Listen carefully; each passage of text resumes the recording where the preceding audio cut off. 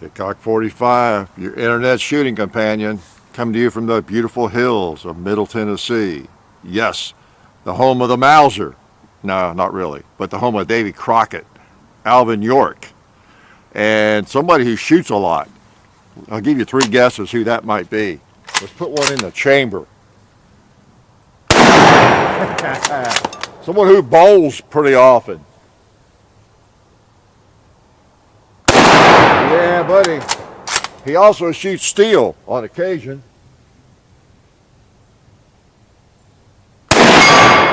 Ring. He has one more round. How about a propane tank? I hear it. Yeah, good old Mauser. Oh man, this is the BYF model. You've seen it. You'd better. If not, Google it. Search it on YouTube. Yes, it's a prized Mauser, and it's the German Mauser, and it's just a beauty. Just a beauty, whether it looks like a beauty or not. So, yeah, glad to see you here. Beautiful hills, well, the beautiful barren hills of Middle Tennessee. But yeah, that's the way it is. Guess what? Every winter I've noticed the leaves fall off. It's those brown things all over the ground. And new ones grow out. Seems like a waste of time to me. You know, if you're going to grow new ones, just keep the ones you have. But that's the way it works here in Tennessee. It may not if you live out in the desert somewhere or in the sandy Middle East or wherever. And I forget sometimes. We have viewers from all over literally all over the planet. And I hear from people all the time from India, the Mideast, you name it, Norway, it doesn't matter. And I can't read the language sometimes, but I hear from all of you. And it's different. The vegetation's a little different in some countries. I've noticed that. I remember my geography classes back in middle school. And yeah, it's a little different here. It changes throughout the year too, doesn't it? And it'll be changing pretty quickly here because we've had some pretty decent weather and warmish. It kind of looks like the harsh weather is over with and things are already sprouting out. So trees are a little slower because they're bigger. They don't start growing leaves sometimes a little bit later. A lot of the bushes and flowers, of course, bloom earlier. Didn't know I was a horticulturist. I have culture. Horticulture is my specialty. So, yeah, here we are. What we're going to talk about today. Oh gosh, a few things. Yeah, I try to keep these short, and I don't really see a rhyme or reason sometimes. I know last week I was shorter for a change, and I think fewer people tuned into that one than the previous one, and that one was actually better, more exciting, and fewer people. I don't know about the algorithm and YouTube, and I think you all tell me constantly, you don't care how long it is. Occasionally, someone says, "Hey, it's too long, man. Shorten these up." But over and over, I hear, "Hey, just talk." I mean, it's what it is. It's a talking shoot around, and I'm just out here shooting and talking to you. So it's silly to hurry it up because I enjoy it. I've already been shooting a little bit, and that's typically what I do. And then I load up some more. Look at that. I mean, is that a thing of beauty or what? Yeah, and there's nothing like a clip that is about to load into almost any bolt action, or even a Garand, but especially a Mauser, or an .03 Springfield, because you push that thing down. Yeah, if I can. Get some leverage on it. Yeah, there we go. No problem. I saved the clips. They're kind of expensive. It is a clip, by the way, right? Okay. And then put one in. So these old simple guns, rifles, handguns, kind of like revolvers and different things, they're so easy to know whether you're safe or not. Like there's no way this thing can fire. Why not? Well, it's not in battery. All right. Well, let's shoot a little bit. There's another bowling pin. I'm going to shoot the coffin. I don't think it'll hurt it. Oh, man, nice ring to it, huh? Shoot that propane tank again.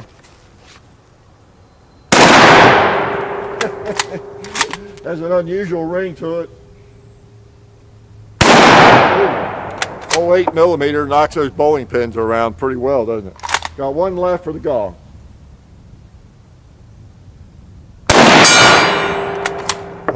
Rang the gong. Gong the gong pretty well too, didn't it?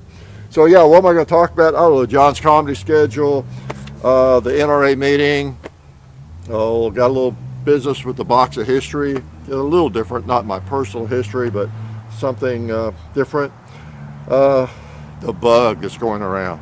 Yeah. And oh well, I don't know. Whatever else comes to mind. So speaking of that, it enables us to do what we do. So we're going to keep doing it. What else was I going to say about something there? Probably something I made up, right? Because I'm always lying and making up stuff, It's just what I do, So what else? Yeah, John's comedy schedule. He doesn't have. I mean, he's back off his big trip, but he has the one thing he knows is coming up for sure. He may have some things canceled, like everything's getting canceled now. But he's going to be in a showcase at Zany's here in Nashville on the 29th of April, which happens to be his birthday. That's how I can remember it, but it's the 29th of April. So we'll keep you posted on that. And anything else he's up to. And I mean, you see him every now and then in a video. He did a video yesterday you'll be seeing with the Tavor TS12 shotgun.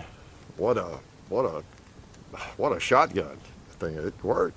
It's interesting. I should have brought it out today to plink with. I have a hard time becoming a fan of bullpup rifles or shotguns. You know that by now.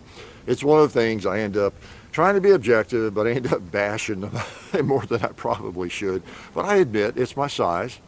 I try to be honest about, well, I am honest, but I try to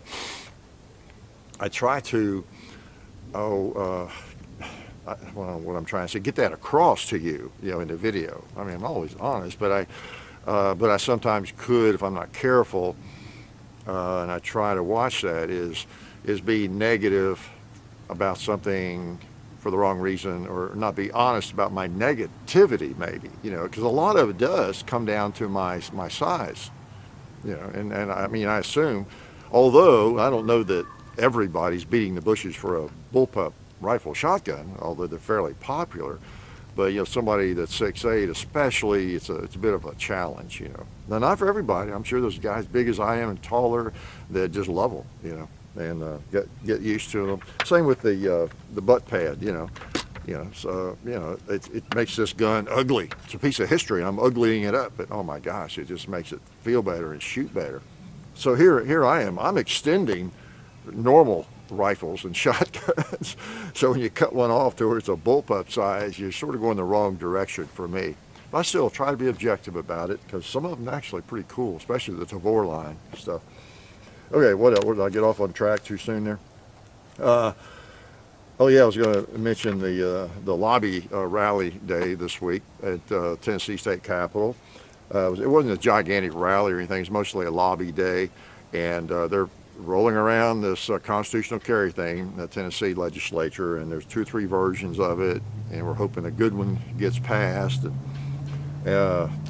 It's just interesting that the Tennessee Firearms Association does a lot of work there. So does the Gun Owners of America and NRA. Everybody's into that pie and trying to do what they can. And there's sometimes conflict, I think, in between the groups. That's all the more reason that we're going to stay out. It wouldn't matter what happens with the NRA, the GOA, or any of those groups, the Second Amendment Foundation, because I belong to all of them. I'm a life member of all of them, including the Tennessee Firearms Association. But never like get sponsorship from one of them. We might help one of them. I carried some boxes for the GOA going into the Capitol building. There they were, they just needed help. I mean, I'm not even mad at the NRA. They're still working. A lot of those people are out there in the trenches. It's the leadership. It's up in Virginia, I think, where the problems are. And I don't know what all the problems are. I'm a benefactor member, and I'm not ready to crucify everybody from the NRA like a lot of people are. And again, we're not sponsored by them any longer. I mean, I'm honest whether I'm sponsored or not by somebody, but we have no entanglements at all. But I still, I didn't mean to talk about this, but it still comes to mind sometimes. There's comments I see, and online and different things, I still sense, as I have for 2 or 3 years, a somewhat or an almost unnatural and unjustified, to the extent that it is, but kind of an unnatural, weird hate for the NRA.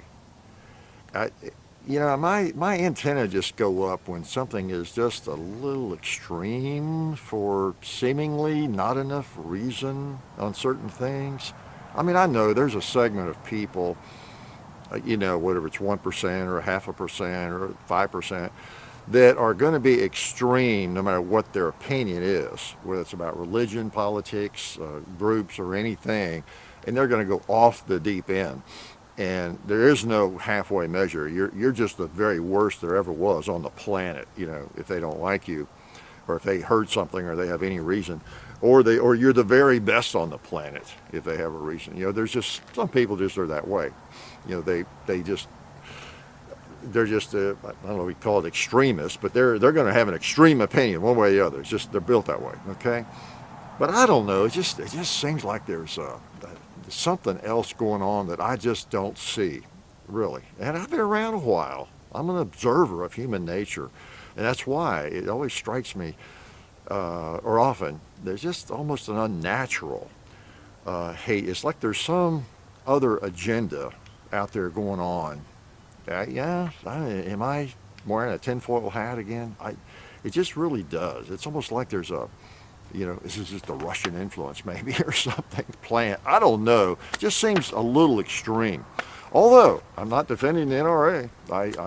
They need to get their act together. They're doing some work out there, but I don't know how much good they're doing. Okay. So anyway, I didn't mean to get off on that, but it just struck me the other day. I saw some comments, and it's like, okay, how did you become so belligerent? It's like they killed your grandmother or something, Anyway, hopefully that day helped a lot. I communicated with my my back hit me.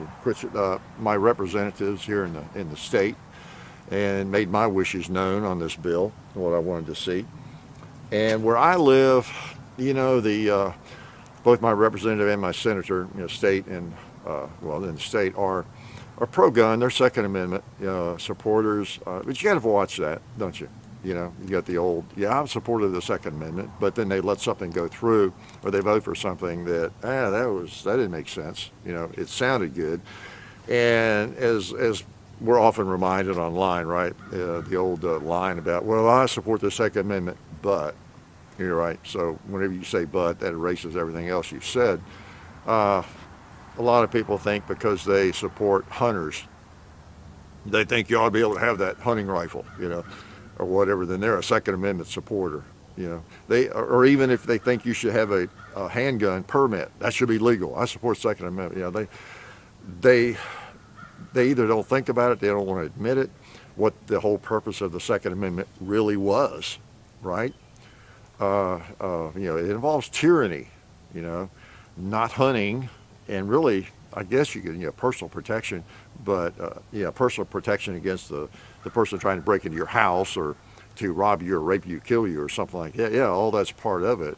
But it's that big government that we want to keep in check. That was the rationale that the founding fathers had, and they don't sometimes want to admit that, and that sort of requires more than a two-shot Derringer, to really be a Second Amendment firearm. I always say the AR-15 is the teeth, basically, of the Second Amendment, right? Don't need a nuclear weapon, but a good AR-15, AK, okay, that's good. That's a good handheld firearm, okay? And it's the teeth of the Second Amendment. It's that simple. All right, got off on that too, a little more than I meant to. Box of history. Okay, I've been digging out stuff, you've been watching, and I've been boring you with some stupid stuff. This I ran across as I was straightening up too, that I hadn't shown you, I meant to, as a box of Garand clips a viewer sent me. And I will put them to good use, okay? Next time we do a Garand video, you know what a Garand clip is, right? In-block clip. And and I get a lot of things like this. Some of it, I don't know how they get it to me, And I apologize to people that never see something they sent, or a hat that they sent me, or a shirt or something. I mean, that's just, it's just not what we do, really. It just, it's just not what we do. We're not the shout out channel. I'm sorry, we're the gun channel. We actually show guns and shoot them and let you know what we think about them. That's mainly what we do. But this one, he said, here's my dad's, I don't know if he wanted his name known anyway, but here's my dad's M1 clips. I spoke to you a while back on Facebook. He passed away this spring. It was buried with his M1. He enjoyed watching your channel, and I thought it would be fitting to send them to you. He gives his name and everything. He was a proud Vietnam veteran from the 11th Light Infantry Brigade and was an avid history buff, etc., etc. And he included a cleaning kit as well. So, excuse me. So, I get a lot of messages like that, and they really are touching. No joke, of course, meant at all. So many people now. We've been doing this long enough that I've had a lot of messages where someone will, they don't send anything, but that that very thing.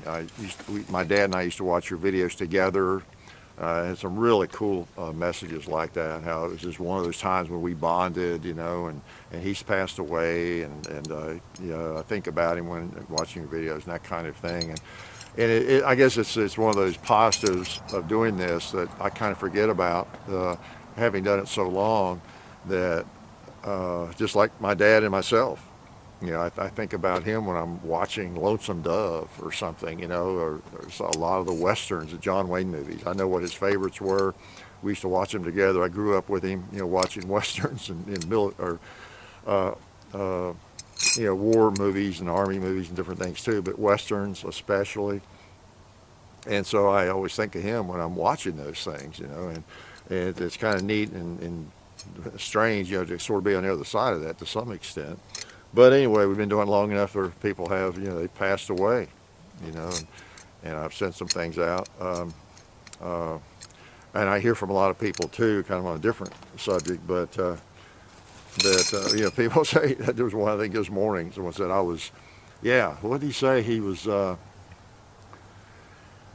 gosh, I think he said he was 1 year old when it was on a specific video, like one of the first ones we did. He said, I was 1 year old when you did this, or something like that, and so, he's about 13 now, so, but quite often people will write, say they were in middle school, where I was 10, we started watching you, and, I just bought my first gun and all that sort of thing. So it makes me feel old, but it's good to know we've had some impact on some people, and, it's just nice to hear stories like that. So, I don't know, what good we've done in the universe, but we try to do things right and be transparent, and we feel pretty good about what we've done. We have really no regrets. Might have done a couple things a little bit differently, but no regrets, and we've enjoyed it. So anyway, that's always moving. You all have, those of you who have lost a parent, you know what I mean, and surely everybody can identify with that. To some extent, even though you haven't lost a parent.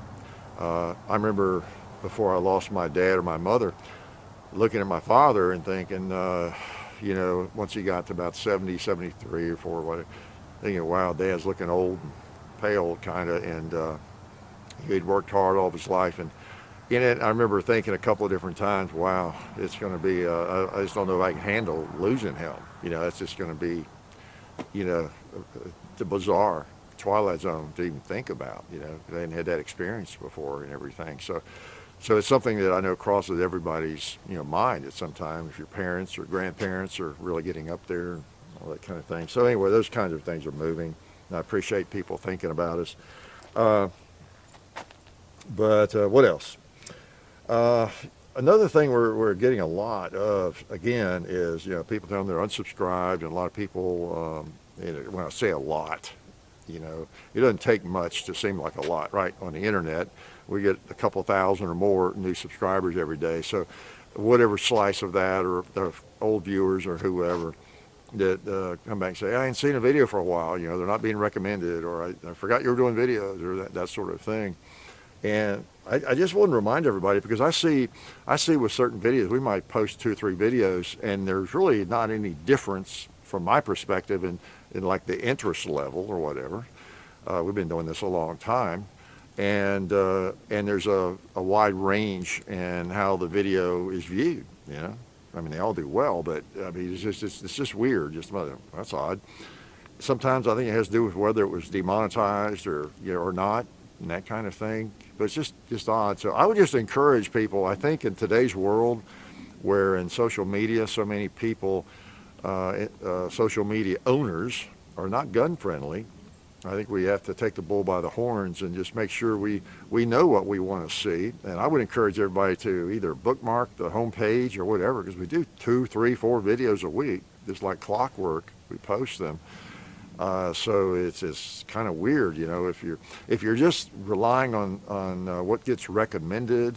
I guess that's what it is. Some people, they see a lot of our videos and everybody's, but they're just sort of going by what gets recommended or what they see over there on the sidebar. I don't know. That must be a lot of it. And if they don't see one for a few weeks, and then one of ours pops up, or RackVet or whoever it is, you know, and they haven't seen one for that, hey, he did a video. Well, yeah, I've been doing videos probably every 2 or 3 days. It's just they weren't, you know, on your screen. So you do know that you just go to anybody's home channel, hit videos, and it's going to list them. I think everybody's set that way probably, because everybody I go to is most recent videos right on down. And so I would encourage you to just keep up with whoever you're trying to follow and not rely on YouTube or the algorithm. Yeah, right? Try to bypass their algorithm, because, you know, they are in control of that, and to a certain extent, and they determine what you see, you know, what gets recommended. So anyway, I thought I'd mention that again. So can I shoot again? All right. I got a load to do that, don't I? Look at this. I mean, these old bolt guns. Here I go again. You know, I preach to you about revolvers. I'm also going to preach to you about these sorts of rifles. It doesn't have to be an exquisite, you know, Mauser 98, K98, but just any firearm like this, any bolt rifle. I mean, they're just fun. They're fun. I haven't shot the target, have I? I don't know if the sights are on for that long range or not. Not bad. I'm going to shoot the Sunday. Let's see, the D. Almost shot low. How about the shoot around? I'll hit the A. I'm going low. You know why, don't you? I'll shoot the R. There, I held a little bit higher. Okay. Let's go over and hit the gong again. Yeah, it is a shoot around. I just love that rifle. I like the 8mm. Some of you think it kicks a lot. I see that. But, you know, I guess it's because I shoot so much, but it really doesn't. The 8mm, maybe because it's a little heavier bullet, it seems to be pretty nice to shoot. Of course, I always have a pad on for an extender. It helps a little bit, but I mean, it just doesn't kick hard. It does not. I'll tell you what you need to do. If you shoot very much, it would be good for you to occasionally get a shotgun out and put some high brass slugs in it or something and shoot it. Because now that kicks, okay? It doesn't hurt, but that kicks. And then you pick up your 308 or your even 30-06 or one of these, and you realize, okay, it kicks a little bit, but not much. Not much. Can I get a drink? Is it legal to drink on camera? Soft drink. Yeah, that's just what you need. You need me drinking an alcoholic beverage in a video, don't you? As talky as I get and as crazy as I am. Wow. Well, I was going to say a couple things about the bug crisis. What can I say? You know, I don't know if we're in the middle of it. I guess we're still sort of the beginning of it, intermediate stages of it. But I guess we've all realized now that, okay, it's a real thing. You know, a lot of people maybe went panicky to begin with even, and then a lot of people, it's not amount to much, you know, and But it looks like a real thing, just depending on how you look at it, what you compare it with, and all of that. And of course, for people in my age range, it's a little more dangerous. I guess I have to admit that. Although I'm just going about my business pretty much. I do clean my hands a lot, and I make sure I've got a little jar of hand sanitizer. I think we got a little. We don't have much. That's the one thing we didn't get much of, and it's all sold out. But I keep in the car, so I go somewhere and come back out. Then I'll just hit that. That's the beauty of that stuff. Once I get home, I get lots of soap and water. It's not a problem. But it's nice when you just pop back in the car, and you can hit that once you've been, say, the grocery or somewhere, post office, and so that's the value in that. I see having a little jar of that. And if I could go back in time, I would have bought a case of little, jars of that, right, just to have. But you never know when something's coming up. Just like the toilet paper and all those kinds of essentials, have flown off the shelves, and I think most of us who are kind of have a little element of prepper in us are probably pretty well prepared. If you're a shooter, if you're a firearms person and have been for a good while, you've been through a lot of this with ammo and guns, right? I mean, we have whiplash, over the last 20 years, 30 years of this sort of thing, where all of a sudden there's a run on ammo. There's a run on 22. You can't get it for a couple of years, and people are hoarding it, and it's gone. It starts to disappear, and then it is gone. Same with some firearms, right? So we've seen this in the firearms world, so we have no excuse to be unprepared totally, right? People just, and I'm not too hard on people over it. Just because there's people at the grocery with a cartload of toilet paper or what else is hot items, food or whatever. Well, it's like, well, why not? You should have already been prepared, but it's just common sense. You don't want to be caught without things that you use on a daily basis. Just whatever that might be. Coffee, whatever it is. So the encouraging thing about that though is, like someone was saying, we're not really, no matter what this crisis or this thing ends up, I mean, people are not really necessarily going to be eating more than they've been eating, okay? So the demand should catch up. They're not going to be using more paper products than they were using, maybe Kleenex, so I mean, that's the bright side of that, I guess. And, I don't know what else. I've heard some folks in the media really think we've overhyped it, even though it is pretty widespread, I guess, and getting more widespread very quickly. But when you look at the number of deaths and the rates and that kind of thing, but I don't know. It's I don't have a strong opinion either way. I'm just kind of watching it, and it is a real thing. I don't really want to catch it. But again, I always go back to media too. I mean, this is a real deal, but don't let media keep you in a panic state or alarm. Go ahead and live your life. That's what I'm doing, and I'm in the high risk category. The media, of course, is basically they're a merchant of drama, right? They got 24 hours to fill, and they're producers and the VPs and people in charge of those channels, whether it's CNN or Fox or whoever, they're looking at what's going to get the most attention, the most views, right? I mean, that's first. That's most important, okay? If you're in the media, that's pretty much the number one objective. What will get the most viewers, right? Yeah, I mean, look around YouTube. You see it. You see craziness, don't you? Because it gets attention. It gets attention. It gets clicks. Sometimes really bizarre stuff. It could be even whatever. I mean, we're of course in the same business, but we're showing guns. The guns, as we always say, are the stars. Okay, what we do, and so we don't get carried away with crazy stuff at all. But the news media, they've got to hold your attention. And so, do I have to tell you? No. that even something that is not important, it's their job to make it seem important.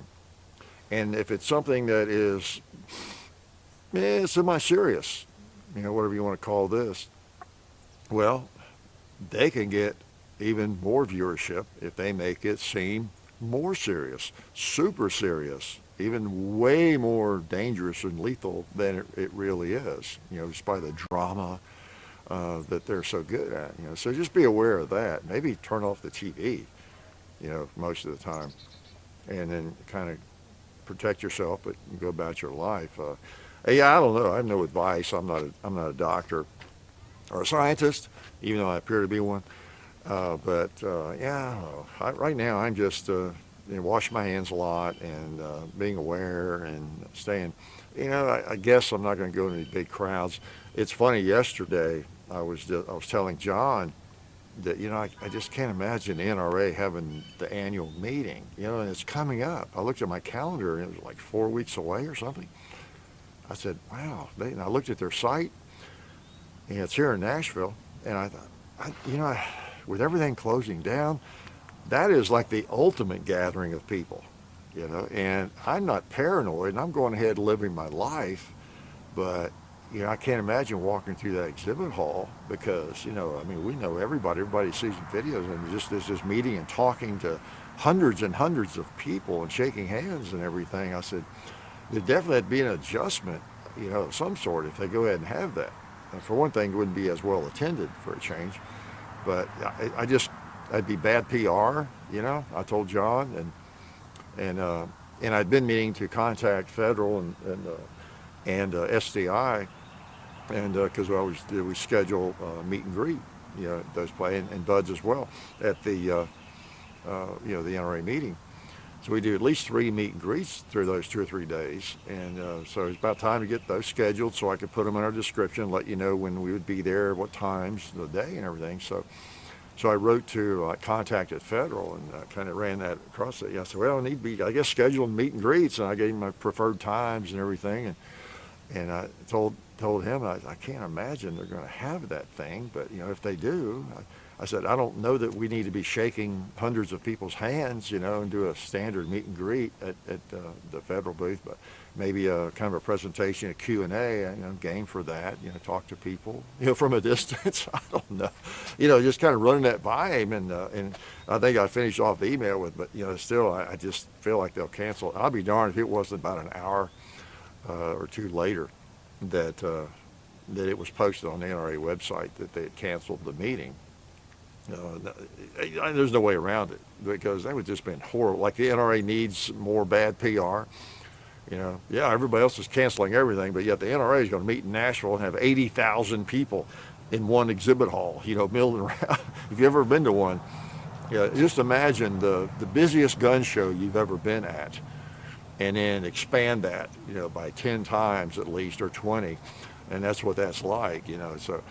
Talk about breathing on each other and coughing and sneezing and just against everybody. So they had no real choice on that, and I was expecting it. But it was getting so late, I was going, well, they're going to all the planning and everything for something like that. So anyway, that's canceled. And so I'm going to be a little more careful. I'm probably not going to go to the Tulsa Gun Show, in April. And things like that. I'm getting back into my archery, and do some 3D shoots and things like that, and do our videos.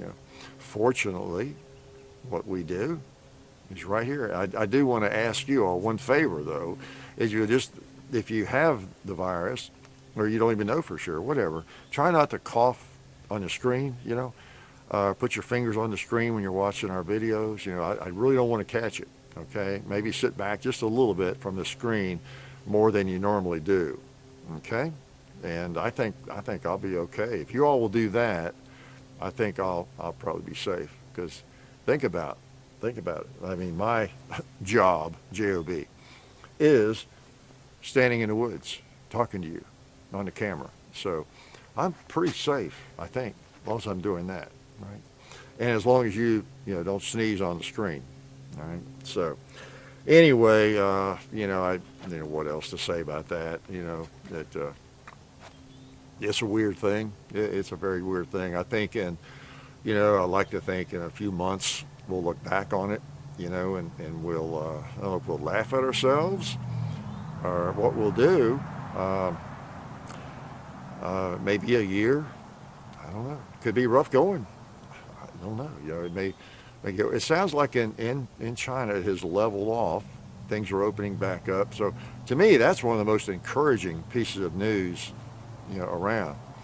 And I know people are going crazy as I speak about testing. Everybody wants to be tested, and they're mad at the task force, about not having enough testing equipment and all this kind of thing, and maybe saying they could be tested, but now they can't, and all that sort of thing. Well, this is a really fluid situation. Uh, I've heard some pretty intelligent people talk about that and how, well, whether you're tested or not, if you get to feeling sick, you just need to stay home. Even if you have it, we have nothing that we can give you to cure it. Maybe the symptoms that eventually. So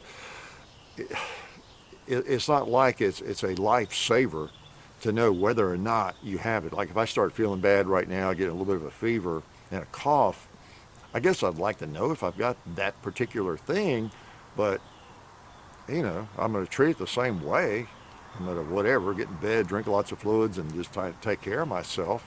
It's not like there's some cure, like some magic potion. Oh, if you've got this, here, take that, you'll be cured. Maybe we'll get to that point. But I don't know. It's a strange thing, and it's something kind of new. With every so many years, we have something we have to deal with. It seems like is either some virus like that. It was 9/11. People through history have had to deal with World War I, World War II, wars, and just these various things. That I guess one of the differences is this actually sort of affects everybody, like everybody on the planet, which is kind of unusual because it really affects me today. I live in the country. I was out in Clarksville this morning, and a couple of errands, went by a gun shop, archery shop, and different things. And so you can't help but think about everybody you touch, or everything you touch, the door handles and all that. So I just assume everybody's got it, and it's on every door handle, and I just try to keep my hands off my face as much as possible. Then when I get home, or when I get in a car, I kind of use my it's not really Purell. I guess that's a brand name, right? But some of that my wife had picked up months ago. And then when I get home, I just wash my hands really well. And then I pour Clorox bleach on my head. No, I don't. But, and go on with life. And I don't mean to be too cavalier. Some people are sick all the time, and they get the flu every year. And it's like the lights on my truck are on over there. No, they're not, I guess. But I typically, famous last words, I typically don't get the flu. I don't get flu shots. And I cannot remember the last time I was sick in bed with the flu.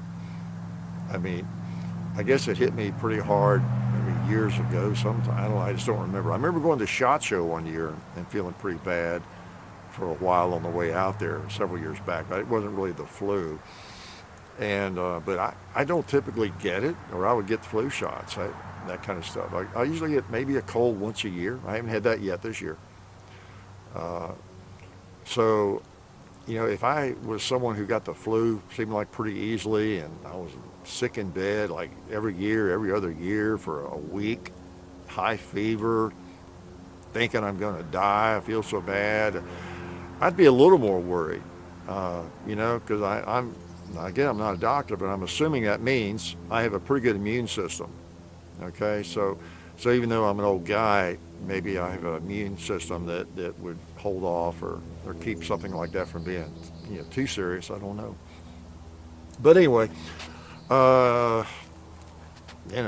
say just maintain your common sense and do what you can. And again, if you're a youngish person, it's apparently not a big issue really at all for you. You just want to protect the old people like me and your family, really, or people that have a compromised, health status of some sort, whatever they might have. So I think that's the biggest challenge. If you're under 50 or whatever, if you just need to really be careful when you go to visit your grandmother, maybe your parents, or anybody like that. You would feel really bad if you feel like you're the one who maybe gave them something. So, like John, it's a good chance for him to get rid of me. And our plan sort of is, we just keep doing what we're doing. But like when he comes out here, just go straight to the bathroom and just wash his hands really well, and so you don't have to think about everything you touch, because John's around Nashville, right? Although he's going to kind of stay in, I think, more too. So he's not as much at risk. It's his mother and me that are more at risk, I guess, if we get it. So anyway, ramble too much about that. My only advice is to just stay educated on it. Don't let the media get you in a frenzy. Turn off the TV. Keep up with what's going on, but turn on a movie. Play some board games. Read a good book. A buddy of mine texted me about a movie he was watching, and he's about my age. I said, "Yeah, that's cool." I said, "We need to stay at home a lot more now and reread all of our favorite books and rewatch all of our favorite movies, and just go from there." But anyway, what else did you want to hear me blab about? How much I like this firearm? 8mm German Mauser. This is a good one, and it even shoots well. As I've said before, having a firearm that you really like, and it also, when I say shoots well, I mean it's ergonomic, and the sights are on for you. You just can pick it up and hit most of what you want to hit. Because even a firearm, say like this, a really historical firearm. This is 1943. And it was used World War II, and it's all correct and everything. If I had a really hard time shooting it, like with the sights, I couldn't hit the gong, as big as it is, or a bowling pin, even though it's historical and somewhat valuable. I just wouldn't enjoy it as much, So it's a double positive when you get a firearm that's historical, something really cool. You like it. And you also shoot it well, so that's pretty cool. Feels good. I think these will be successful, Good old bolt action gun. I'm just coughing for effect, so you'll worry about me, right? No, it seemed like there was something else. I see anything else on the list I forgot about. No, guess not. I'll just shut up. How's that? And again, I appreciate you supporting us, and I hope you're watching the videos. Like I say, finding them. Did a Smith & Wesson, posted the most recent video, I guess was the 27 model 27-2. Oh man, I love those things. They're just classic, those old Smith & Wessons, aren't they? And the Glock 44, you saw that video. I had some malfunctions, but it worked pretty well, as you saw, for the most part. That's kind of, I think, the take on them. I think most people they're doing okay, but they're also having malfunctions, and some people having more malfunctions. I alluded in a video to Tim, Military Arms Channel, and 22 Plingster, and their experience, because they both had a lot of trouble with some videos they were doing on. But they were experimenting with a wider range of ammo and that kind of thing, and I didn't really set out to do that. But partly I was in my fool with it. I don't shoot 22s a great deal. When I do, I just want the ammo that works and that I have the best luck with generally. Like when I get out my model 41 Smith & Wesson, Target 22, I go straight to usually CCI, mini mags or something. I don't want a bunch of problems. I don't want to get ammo that's going to give me problems, So as I said, I think in the video, I'm not a good 22 tester, because I just like fooling with them because they all have problems. It's just a matter of how much, you know. I really enjoy a 22 long rifle revolver as much as anything. You have less problem. Plus, I like revolvers. And there's so many of them that hold 8, 9, 10 rounds. I think that single 6, it now is made maybe in one that even holds 12. Or am I dreaming that? I know there's one that holds 10 at least. Yeah, so they're single action, but then there's a bunch of revolvers. Everybody makes them. Ruger and Smith. I've got the 617. That's an 8 or a 9 shot, 10 shot. I forget now. Dad's old Revelation, you know, which is really a high standard. Is a 9 shot that I grew up with. You know, they're just fun. They really are. And you can fire shorts, long rifle in them, whatever. You know, you don't have the hang-ups. You know, really, one doesn't go off, you can go back around and shoot it again, just as long as you make sure it wasn't a squib, right? But anyway, that's what we've been doing recently, and the Tavor you'll be seeing, and some other cool things. Okay. And I just feel like there was something else I should blab at you about. I'm not going to do it. Just keep cool, okay, and protect yourself against the evil virus. Wash up really well and protect the old folks, the infirmed folks in your family and that you know. And I think in a month or two, you know, things will level out. Maybe we'll get back to normal. It's pretty weird, everything being canceled. I know, life is canceled, but we'll get over it. We'll get over it. Most of what's being canceled, I guess, is like entertainment or education. You know, there's lots of ways to get your education now. So we'll truck on, and we expect you to do the same. And just do what you've been doing, and just be a little bit more careful. There was something else, but I forgot what it was. So I'll think of it. Oh, I know what it was. Gosh, I promised last week to give you the secret of life this week, didn't I?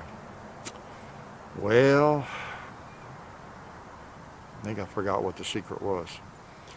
No, really, truthfully, the secret to life is there is no secret to life, probably, right? You know, I know a lot of people think they have it. It reminds me of the poem, one of my favorite poems. I think I recited it in a Deep Woods Thought, and I'll bet some of you haven't seen all the Deep Woods Thoughts, right? Or the FAQ videos. You need to get on that, or all the other videos. But one of my favorite lines from Denise Levertov, a poet, is, "Two girls discover the secret to life in a sudden line of poetry. I, who wrote the line, don't know the secret." Speaks volumes, doesn't it? Speaks volumes. I think it's very profound. Simple, but profound. Yeah. And I think I'll just leave you with that profound thought, okay? Because you're not going to get profound thoughts from me. But occasionally I might remember one and pull one in from somebody who has the capability of having a profound thought, like 22 Plinkster. That's pretty funny, wasn't it? No, George, y'all coming in today and hanging out in the woods with me. I hope none of you gave me the virus, and I will talk to you next week, or before then, actually. Life is good, and I'm going to turn you off, okay? Life is really good.